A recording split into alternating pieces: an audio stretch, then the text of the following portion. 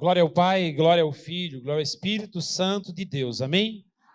Que bom estar na casa do Senhor, que bom cantar louvores baseados naquilo que a Bíblia ensina e aquilo que nós cremos que um dia vai acontecer. Eu estou muito feliz porque tem muita gente bonita na igreja hoje que foi convidada a estar conosco e que Deus possa falar ao seu coração assim como tem falado ao nosso coração. Amém?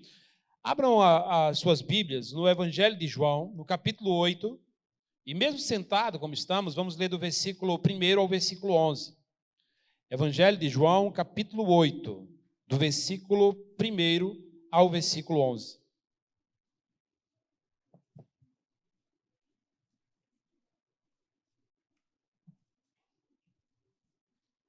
Se você estiver próximo de alguém sem Bíblia, cede a tua Bíblia para que todos nós possamos participar dessa leitura.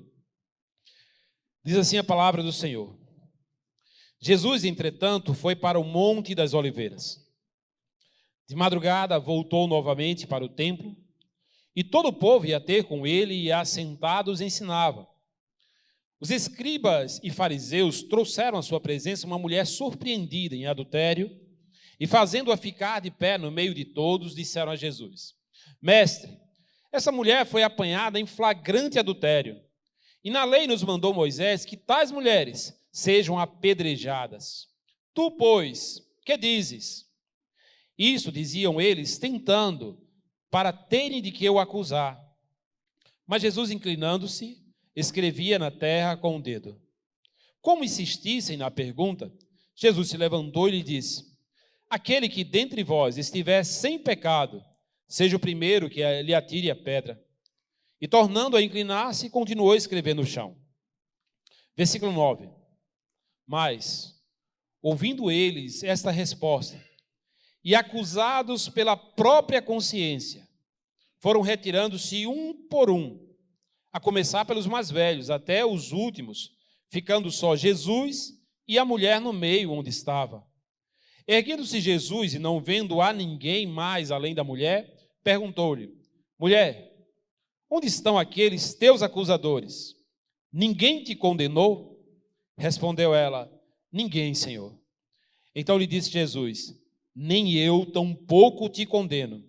Vai e não peques mais.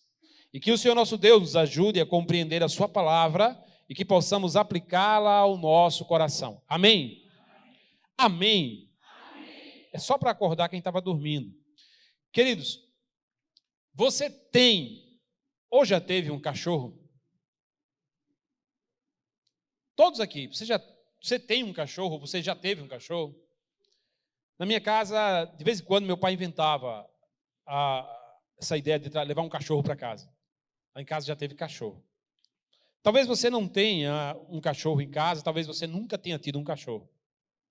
Mas vamos supor que você tivesse um cachorro. Que tipo de cachorro você ia preferir? Um cachorro que, se por acaso um ladrão entrasse na sua casa, ele latisse, gritasse, pulasse, para tentar lhe avisar que tinha alguém estranho dentro de casa? Ou você queria um cachorro pacato, tranquilo, que se o ladrão entrasse na tua casa, Deus te livre, o cachorro ficasse olhando, ele pegando as coisas e levando, e ele só olhando? Que tipo de cachorro você ia preferir se você tivesse um cachorro? Um que lhe alertasse, que avisasse do perigo, ou um que ficasse bem tranquilo lá? O perigo está vindo, ele fosse dormir. Eu estou falando isso porque eu tinha um amigo que ele tinha um cachorro chamado Buíque. E Buíque era exatamente feito segundo cachorro. Um dia o ladrão entrou na casa dele, e Buíque ficou bem tranquilo, e o ladrão pegava as coisas e botava numa carroça, e Buíque olhava tudinho. E o ladrão levou tudo. E Buíque não era um cachorro pequeno, era um cachorro enorme. Quando a gente chegava na casa dele, morria de medo, porque o cachorro era grande. Mas Buíque não era de nada. Não fazia nada, nada, nada. O perigo acontecendo e Buíque bem sossegado. Você ia querer um cachorro desse? Um cachorro que o pior está por vir e ele fica bem quietinho, bem tranquilo? Não. Nós somos contraditórios. Às vezes nós falamos que queremos coisas que nós não queremos, e às vezes nós agimos de maneira que nós mesmos entramos em contradição e falamos: eu falei isso agora há pouco? Falou. A nossa consciência é como um cachorro. A nossa consciência, ela é como um cachorro. Você queria uma consciência que não te acusa de nada, nem mostra o perigo que está vindo na tua direção? Imagina se a capacidade que Deus nos concedeu de discernir o bom e o ruim, o bem e o mal, Deus não tivesse nos dado. E a qualquer momento nós fôssemos andando e o perigo está lá na frente e a gente não tivesse o menor discernimento. O que ia acontecer conosco? Se eu perguntasse a cada um aqui presente, você queria uma consciência que te alerta quando você vai fazer uma coisa errada? Talvez alguém diga assim, a consciência eu não queria não, só queria o cachorro. Uma consciência que me avisa do perigo, isso aí eu não queria não. Agora o cachorro eu queria. A nossa consciência funciona assim. De acordo com a Bíblia, consciência é aquilo que nos ajuda a distinguir entre o certo e o errado. Todas as pessoas têm uma consciência, mas essa consciência pode ser distorcida pelo pecado e a nossa consciência precisa ser guiada por Deus.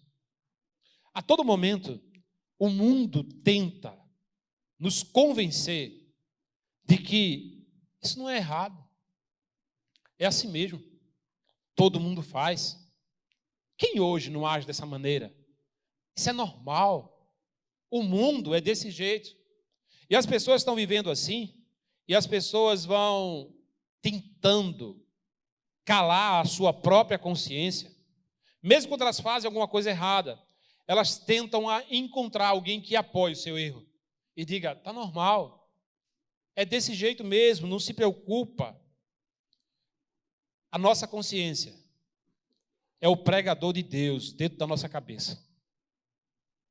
A nossa consciência, preste bem atenção, é o pregador de Deus dentro da nossa consciência, dentro da nossa mente. Porque se não existisse a palavra de Deus, não existisse, Deus havia nos dado consciência e todos nós, sem exceção, todos nós sabemos o que é certo e o que é errado. Não tem ninguém inocente que diga assim, eu não sabia, sabe? Todos nós sabemos o que entristece a Deus e o que não entristece. O grande problema é o mesmo, que a gente a todo instante fica tentando colocar alguma coisa para encobrir o que nós fazemos de errado, para abafar a voz do nosso coração, abafar a voz da nossa consciência, fazer com que não doa tanto a coisa errada que a gente faz. Deixa eu fazer algumas perguntas para você, e aí você vai responder você mesmo. Nos últimos dias, você assistiu ou leu coisas que não deveria ter assistido ou lido? Será que você esteve recentemente em algum lugar que você não deveria ter estado? Será que você teve comunhão com pessoas que deveria ter evitado? Você enganou alguém recentemente? Você ainda não fez alguma coisa que já deveria ter feito há muito tempo, mas está adiando? Você andou mentindo de maneira consciente, por medo de perder alguma coisa ou com receio das consequências? Você não pagou uma dívida que está pendente há muito tempo? Você falou ou pensou alguma coisa acerca de alguém que teria sido melhor não falar ou não pensar? Será que você preferiu fazer outras coisas ao invés de ir a um culto, ir a uma reunião de oração, orar com Deus, ler a Bíblia em casa? E eu pergunto para você, no meio de tudo isso, a sua consciência pesou? Ou a sua consciência está pesada agora? Se você responder sim, ou respondeu sim, para alguma dessas questões, é impossível que você esteja em paz com Deus. Tem muita gente que tenta se enganar, até mesmo cantando hinos, louvando a Deus, achando que isso vai abafar a voz da sua consciência. Não. Se você fez ou faz alguma dessas coisas ou outras coisas que você sabe que desagrada ao Senhor, você não pode dizer que está em paz com Deus. A consciência culpada, ela não precisa de um acusador. A consciência culpada, ela não precisa de ninguém para dizer: você está errado. Porque nós sabemos quando nós estamos errados. A gente tenta disfarçar durante o dia com trabalhos, com brincadeiras, com conversas, até o momento que a gente vai para casa, se deita na cama e apaga a luz. Ali não tem como fugir, não tem como enganar, não tem como disfarçar. Ali a consciência culpada é a nossa maior acusadora. Como está a sua consciência diante do Senhor? Como está o seu coração diante de Deus? É sobre isso que nós queremos falar nessa noite. E nós queremos trazer uma resposta que pode ajudar a você se livrar do peso de qualquer coisa que você tenha dito, feito ou visto. Essa noite nós queremos apresentar para você a solução para esse tipo de problema. Se eu fosse dar um título a essa mensagem, eu chamaria de acusadores acusados. Presta bem atenção. Acusadores acusados. A palavra de Deus diz que um dia Jesus, depois de ter ido para o Monte das Oliveiras orar, de madrugada, muito cedinho, ele voltou para o templo. E quando ele chegou no templo cedinho, as multidões vieram para aprender com ele, para Jesus ensinar. Eu quero que você pense direitinho no contexto do texto. A Bíblia diz que Jesus passou a noite orando no monte. À noite. E de madrugada, bem cedinho, ele já estava no templo para ensinar as pessoas, e as pessoas se aproximaram. E é nesse horário, de madrugada bem cedo, que a Bíblia diz que um grupo formado principalmente por escribas e fariseus vieram arrastando uma mulher pelo cabelo, uma mulher que havia sido apanhada em flagrante adultério.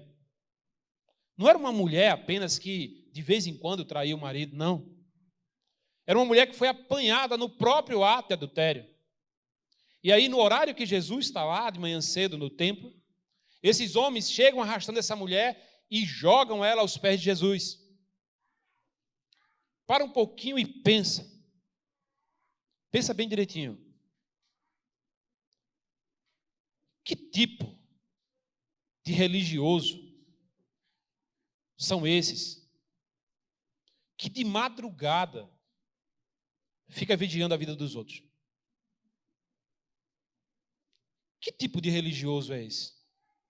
Porque a Bíblia diz que Jesus passa a noite orando, de madrugada ele vai para o templo, e de madrugada chegam religiosos, escribas e fariseus, arrastando uma mulher que foi apanhada em flagrante adultério.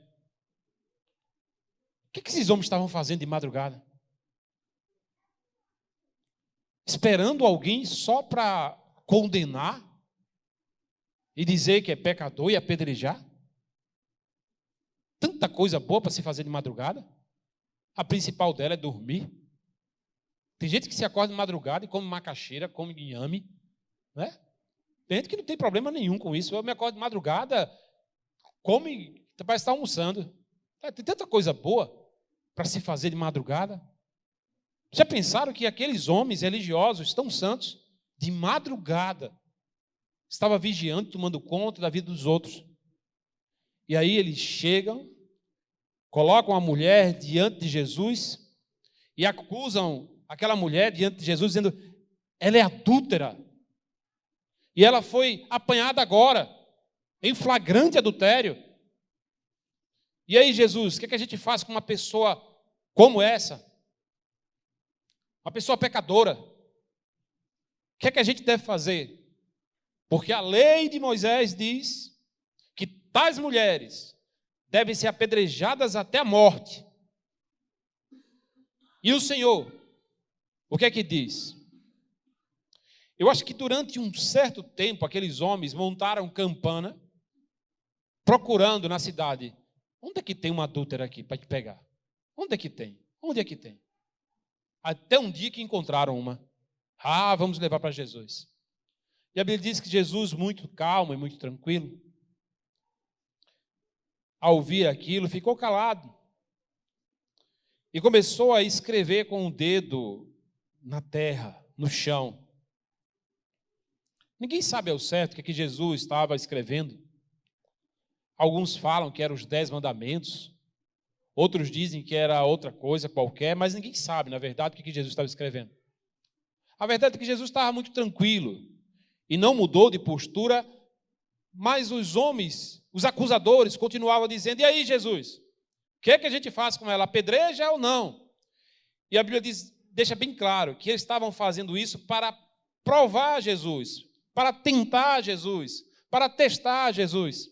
E como eles insistiam muito, aí Jesus levantou-se e disse assim: quem entre vocês que estiver sem pecado, que atire a primeira pedra. E aí algo interessante acontece, se você está com a sua Bíblia aberta. O versículo 9, a palavra de Deus diz assim: mas ouvindo eles esta resposta, e o quê? Acusados pela própria consciência, foram retirando-se um por um, a começar pelos mais velhos até os últimos, ficando só Jesus e a mulher no meio onde estavam. Os acusadores foram acusados. E foram acusados não pelos outros, não por outros religiosos, não. Foram acusados pela própria consciência. Na hora que Jesus fala: quem tiver sem pecado, atire a primeira pedra. E a consciência de cada um começou a apontar diretamente para ele, dizendo: você sabe o que você fez. Você sabe o que você viu.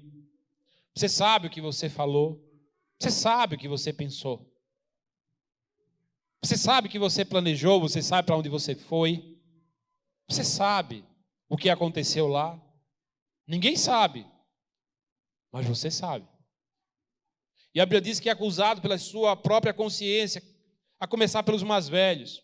Eles começaram a olhar para eles mesmos e dizer assim: epa, eu não posso jogar a primeira pedra. E o outro: eu também não, e eu também não. E vão embora todos e fica só Jesus e aquela mulher. E aí Jesus, vendo que não tinha mais ninguém além dela, Jesus olha para ela e pergunta: onde estão os teus acusadores? Ninguém te condenou? Aí ela responde: ninguém, Senhor. Aí vem o Jesus que muitas vezes não é pregado em algumas igrejas. A resposta de Jesus para aquela mulher que estava errada, que tinha pecado, que tinha cometido algo muito sério, a resposta de Jesus para ela foi: ninguém te condenou? Não. Eu também não te condeno. Vá em paz. Ei, não peques mais. Eu não te condeno. Vá em paz. Mas não faça mais isso não. Você que está aqui nessa noite, talvez a sua consciência, nesse momento, esteja lembrando algumas coisas que você fez, disse, falou, viu, pegou. Talvez a sua consciência esteja mostrando algumas coisas e você sabe que isso não foi agradável a Deus. A resposta de Jesus para você nessa noite é a mesma que ele deu para aquela mulher. Eu não quero te condenar, não. Mas eu não quero que você faça de novo. Eu não vim para mostrar, jogar na sua cara, exibir diante dos outros o quanto você é pecador, não. Eu vim para te salvar. Mas você não pode viver repetindo as coisas que me desagradam. Sabe, queridos, a Bíblia ela fala de pessoas que fizeram coisas erradas e deixaram de fazer coisas certas. Mas um dia elas foram colocadas diante da verdade. E quando elas foram colocadas diante da verdade, diante do julgamento divino, diante da prestação de contas, mesmo sem ninguém ter visto o que elas fizeram, quando elas se depararam com um Deus da verdade, o Senhor Jesus, o tribunal de Deus, elas não conseguiram dizer assim, é mentira, não fiz. A palavra de Deus ela é muito clara quando afirma que um dia todos nós iremos prestar conta a Deus, todos nós, sem exceção. O pastor vai prestar conta a Deus, pode ter certeza disso, sem exceção. Todos nós, crentes ou não crentes, um dia nos apresentaremos diante do tribunal de Deus e a Bíblia diz assim, e cada um dará conta de si mesmo. A Bíblia é repleta de história de pessoas que um dia, depois de terem feito algo que desagradou a Deus, depois de terem pecado, um dia foram colocadas diante da verdade, diante de um juízo, diante de um julgamento, e não conseguiram dizer, não foi assim, não é desse jeito. Porque a consciência deixava bem claro, é assim mesmo, foi desse jeito. Por exemplo, no capítulo 7 de Josué, conta a história de um homem chamado Acã. Deus havia dito a Josué, Josué, nós vamos derrubar as muralhas de Jericó, Jericó vai ser nossa. Mas, Josué, o que tem dentro de Jericó, ninguém pode pegar. Porque tudo que tem lá é consagrado a mim. E se alguém pegar, vai ser considerado maldito. Quando o exército de Israel invadiu Jericó, as muralhas caíram e eles entraram. A Bíblia diz que um homem chamado Acã, ele viu uma capa babilônica, uma espada, ouro, prata, e pegou aquilo, só que Deus tinha dito, não pegue. Mas ele pegou. E ele levou para sua casa e colocou embaixo da sua tenda, escondeu. E logo depois disso, o povo precisou ir para outra batalha. Mas porque havia pecado no meio do povo de Deus, o povo de Deus perdeu a batalha. Quando isso aconteceu, Josué começou a chorar e dizer, mas Deus, o que foi que aconteceu? Por que estamos passando por essa vergonha tão grande? Por que estamos passando por essa humilhação? O teu povo, tu, Deus poderoso, não nos abençoou, não nos protegeu. O que é que as nações vão dizer agora? E aí o Senhor disse para Josué, Josué, tem pecado no meio do meu povo. É por isso que o povo perdeu a batalha.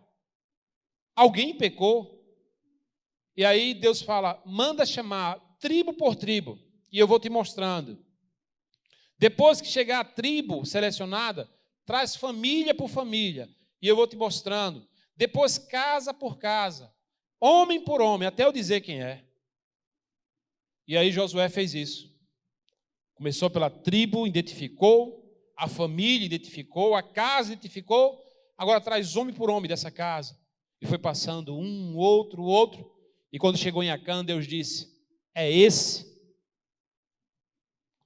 o homem. Sabe qual foi a resposta de Acã? Eu pequei. Fui eu que peguei as peças de prata e de ouro e botei na minha casa, fui eu. Porque diante de Deus, nenhum ser humano vai conseguir dar desculpa nenhuma. Deus colocou em mim e você uma coisa chamada consciência, que não precisa ninguém ficar dizendo assim, você fez, você é culpado. Não. Nós sabemos. Nós temos consciência dos nossos atos, dos nossos pensamentos. Nós sabemos quando agradamos a Deus e quando desagradamos. Quando Acã chegou diante do tribunal de Deus, ele não teve outra palavra a dizer: foi isso mesmo. Eu pequei, eu vi, eu guardei, eu sabia. A coisa mais dura é que Acã diz assim: eu sabia que não era para pegar, mas eu peguei. E aí Deus fala: por causa do teu pecado, o povo padeceu, mas agora por causa disso a tua família vai padecer. Não só você vai morrer, mas você vai levar maldição para a tua casa. E Acã, juntamente com tudo que possui, é apedrejado. A Bíblia fala a parábola dos talentos. Jesus falando a respeito da sua volta, um dia quando ele voltar, ele contou uma história para explicar para os discípulos como será a prestação de contas. E ele disse assim: olha, o reino dos céus, a vinda do Filho do Homem, vai ser semelhante a um homem que, saindo da sua terra, foi para um lugar muito distante, mas antes de sair, ele pegou os seus bens e repartiu com os seus servos. E a um ele deu 5 talentos, a outro ele deu 2 talentos, e a outro ele deu 1 talento, e cada um de acordo com a capacidade de cada um. Ele foi justo. Esse aqui pode fazer mais, então eu vou dar mais para ele. Esse aqui pode fazer mais ou menos, vou dar 2 para ele. Esse aqui só pode fazer 1, mas eu vou dar 1 para ele também. 1 talento correspondia a 6.000 denários. 1 denário era o pagamento de um dia de trabalho de alguém. Quando alguém trabalhava uma diária, recebia 1 denário. 6.000 denários era chamado 1 talento. Às vezes a gente pensa que aquele que recebeu só 1 talento recebeu bem pouquinho, né? Não. Era o equivalente a mais ou menos 19 anos de trabalho, o que ele recebeu. Está aqui. A Bíblia diz que o que recebeu 5 talentos, logo que recebeu, foi trabalhar, trabalhou e conseguiu mais outros 5 talentos. O que recebeu 2, da mesma forma, trabalhou e conseguiu mais 2 talentos. E aquele que recebeu só 1, pegou o talento e escondeu. Um dia, aquele senhor voltou e chamou os seus servos e disse assim: vamos prestar conta? Assim como vai acontecer na volta de Jesus. Um dia ele também vai dizer para mim e para você: vamos acertar as contas? E quando ele começou a acertar, começando pelo que recebeu mais talentos, o que recebeu mais disse: Senhor, tu me desse 5. Eu trabalhei e consegui outros 5. Aí o Senhor olhou para ele e disse: bom está, servo bom e fiel. Fosse fiel no pouco, sobre o muito te colocarei. Entra no gozo do teu Senhor. Aí chegou o segundo, que recebeu 2 talentos. E você, vamos acertar a conta? Vamos. O que você fez com os talentos que eu te dei? Senhor, o Senhor me deu 2, está aqui mais 2. Que bom, servo bom e fiel. Entra também. Ei, você que recebeu 1, diante do tribunal de Deus, diante do juízo divino, diante da presença da verdade, ninguém vai conseguir enganar Jesus ou dizer coisas para tentar distorcer a verdade. Não tem como. Quando aquele senhor chamou o servo que recebeu 1 e enterrou, a primeira coisa que ele veio dizendo foi: Senhor, eu sei que o Senhor é um Senhor severo. Eu sei que o Senhor é daquele tipo que arranca até de onde não plantou. Eu sei. E eu, sabendo que o Senhor era assim, eu peguei o talento e eu escondi. Está aqui de volta o talento que o Senhor me deu. Aí o Senhor daquele servo diz assim: você sabia? Peraí. Você sabia que eu sou justo? Que eu sou severo? Que aquilo que eu falo eu cumpro? Você sabia disso? Você sabia que eu arranco até de onde eu não planto? Você sabia disso? E a resposta dele: sabia. E a resposta do Senhor foi: pelas tuas próprias palavras, você vai ser condenado. Tira o que ele tem e dá o que tem mais. Tira dele e dá o que tem mais. E joga ele no cárcere, onde haverá choro e ranger de dentes, se referindo ao inferno. Aquele homem, ele vai para o lugar de sofrimento, não é porque ele era, não sabia o que estava fazendo, não, ele sabia. Ele disse: Senhor, eu sei que o Senhor é assim. Eu sei que o Senhor é assim. E a nossa consciência, a todo momento, mostra que tem alguém superior a nós. E a todo instante nós pregamos, avisamos: a vinda do Senhor está perto. A vinda do Senhor está perto. A nossa consciência um dia vai nos mostrar diante do Senhor que o Senhor está certo, nós estamos errados. Que foi alertado, foi avisado. E a gente vai dizer assim para Deus naquele dia: eu sabia, mas eu não quis. Por mais que a gente se esforce para tentar fingir que não, isso não é verdade, não quero dar atenção, não quero saber, não tem jeito. A Bíblia diz que um dia o rei Davi pecou e pecou feio. Fez coisas que desagradou a Deus, fez coisas que entristeceu o Senhor, fez coisas que envergonhou o nome do Senhor, fez coisas com que o nome do Senhor fosse difamado entre as outras nações, a ponto das pessoas falarem assim: não é esse o homem segundo o coração de Deus?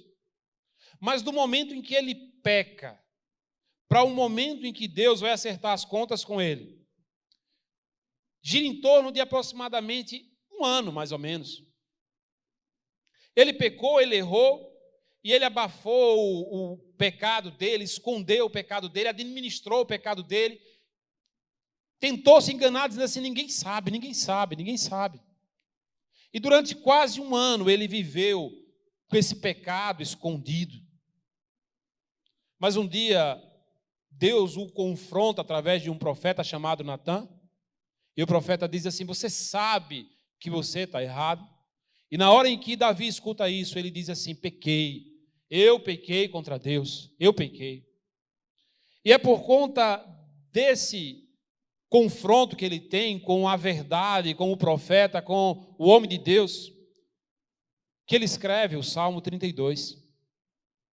E quando nós lemos o Salmo 32, nós vemos a confissão de Davi, dizendo assim: enquanto eu calei o meu pecado, eu envelheci de tão cansado, eu adoeci, porque a todo momento eu sentia a mão de Deus sobre mim, e a minha saúde, o meu vigor foi chegando ao fim.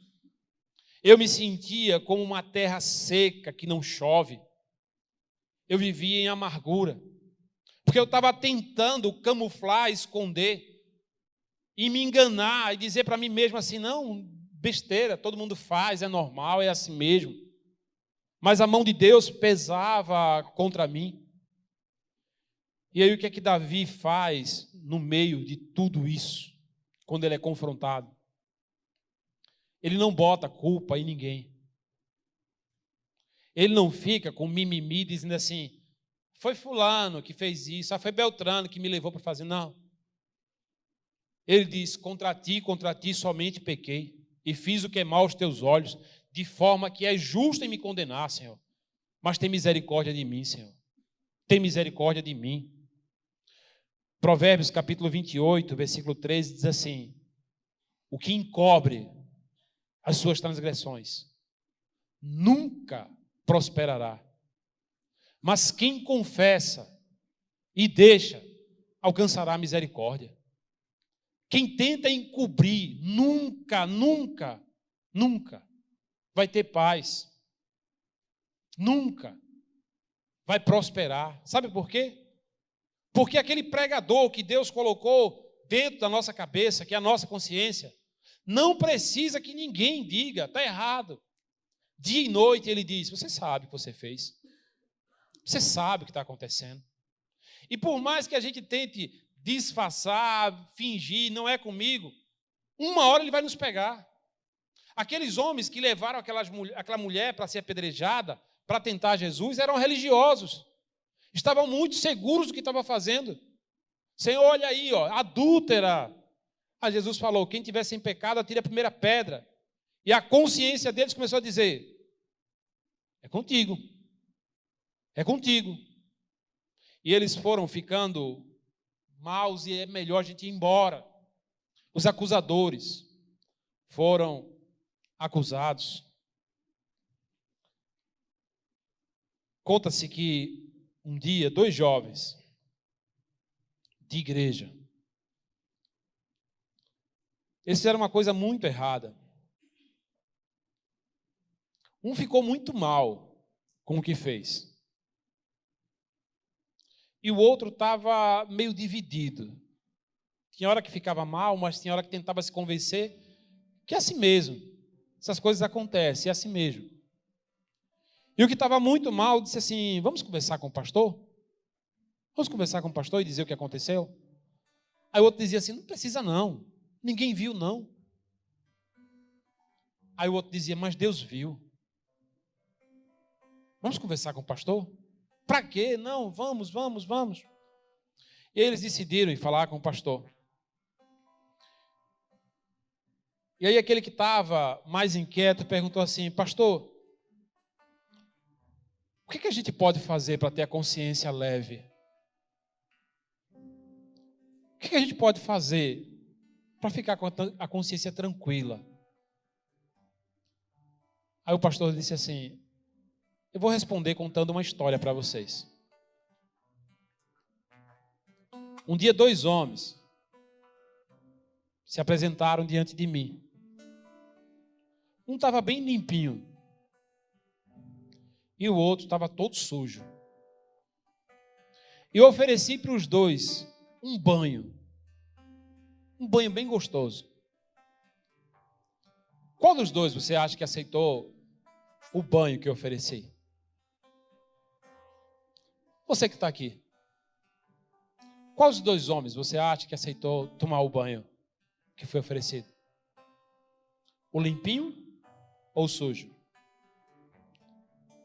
O sujo, né? Não. O limpinho já está acostumado a se limpar. Ele já entende o que significa se lavar quando está sujo. O sujo não. Ele não sabe o que é se lavar. O que é que eu quero dizer com essa história nessa noite? Nós, todos nós, que fazemos essa igreja, somos o limpinho. Mas não é porque nós nunca fizemos nada de errado. É porque um dia Jesus lavou a gente. Um dia a gente se apresentou para o Senhor dizendo: eu estou sujo, Senhor. Eu estou sujo. Um dia nós nos apresentamos diante de Deus e falamos assim: a minha consciência está dizendo que o que eu faço não te agrada, Senhor. A minha consciência está me mostrando que o Senhor está triste comigo, Senhor. Senhor, tem jeito para a minha sujeira ainda? Aí Jesus disse assim: deixa eu te lavar com o meu sangue. Deixa eu te purificar com o meu sangue, aquele sangue que eu derramei lá na cruz do Calvário. E no dia em que o Senhor nos lavou, a nossa consciência ficou tão leve, a nossa alma ficou tão tranquila diante de Deus, que hoje, quando nós nos sujamos, nós corremos para Ele e falamos assim: Senhor, eu me sujei de novo, me lava, Senhor. Sabe o que Ele faz? A mesma coisa que Ele fez com aquela mulher. Eu não te condeno, não, mas não faz mais não. E queridos, olha o que a Bíblia diz a respeito de como nós estávamos e o que Ele fez por nós. Isaías 53, 6. Todos nós andávamos desgarrados como ovelhas, cada um se desviava pelo seu caminho, mas o Senhor fez cair sobre ele a iniquidade de nós todos. 1 João 1, do 8 ao 10. Se dissermos que não temos pecados nenhum, Enganamo-nos a nós mesmos e a verdade não está em nós. Se confessarmos os nossos pecados, Ele é fiel e justo para nos perdoar os pecados e nos purificar de toda injustiça. Se dissermos que não temos cometido pecado, fazemo-lo mentiroso e a palavra não está em nós. Romanos 8:1. Portanto, agora nenhuma condenação há para quem está em Cristo Jesus. Quem tentará acusação contra os escolhidos de Deus? É Deus quem os justifica. Quem os condenará? Cristo Jesus é quem morreu, ou antes, quem ressurgiu dentre os mortos, o qual está à direita de Deus e também intercede por nós. 1 João 3, 19 a 21. Nisto conhecemos que somos da verdade, e diante dele tranquilizaremos o nosso coração, porque se o nosso coração nos condena, maior é Deus do que o nosso coração e conhece todas as coisas. Amado, se o coração não nos condena, temos confiança com Deus. Não é pelos nossos atos, nem nossa santidade, que a nossa consciência está tranquila. Não. É por aquilo que Jesus fez por nós. Eu era sujo. Eu era imundo. Tinha coisas na minha vida que precisava mudar. E eu não fiquei tentando encobrir. Eu levei para Jesus e falei: tem misericórdia de mim. Eu não passo de um pecador. E a resposta dele foi: não vou te condenar. Só não faz mais não. Alguém pode ter dito que você não presta, que você vai para o inferno, que você é um pecador, que não tem jeito. Jesus está dizendo para você nessa noite: comigo tem jeito. Comigo tem solução. Deus não trouxe você aqui essa noite para jogar na sua cara que você é um pecador, não. Deus te trouxe aqui essa noite para trazer paz para o teu coração agoniado e a tua consciência pesada. Deus te trouxe aqui essa noite para dizer assim: eu posso aliviar essa inquietação que existe entre você. Me dá o teu fardo, confia em mim. E você vai desfrutar da paz que só eu tenho para te dar. Deus sabe que quando você, muitas vezes, bebe, ou usa alguma outra coisa que não deveria usar, muitas vezes você faz isso somente para sufocar uma agonia que existe dentro do teu coração. Para tentar criar uma camada nebulosa naquilo que lhe envergonha. E você faz para não ficar pensando naquilo, não ficar lembrando daquilo. Aí você faz: eu vou beber. Eu vou sair para procurar algo que abafe isso aqui dentro de mim. Eu vou me envolver com coisas para tentar esquecer. Beleza. Funciona. Mas até acabar essa noite. Quando a noite acaba, quando você vai para casa, a tua consciência está lá batendo de novo, dizendo assim: olha eu aqui. Eu sei o que você fez. Jesus quer acabar com esse tormento. Jesus quer acabar com essa agonia.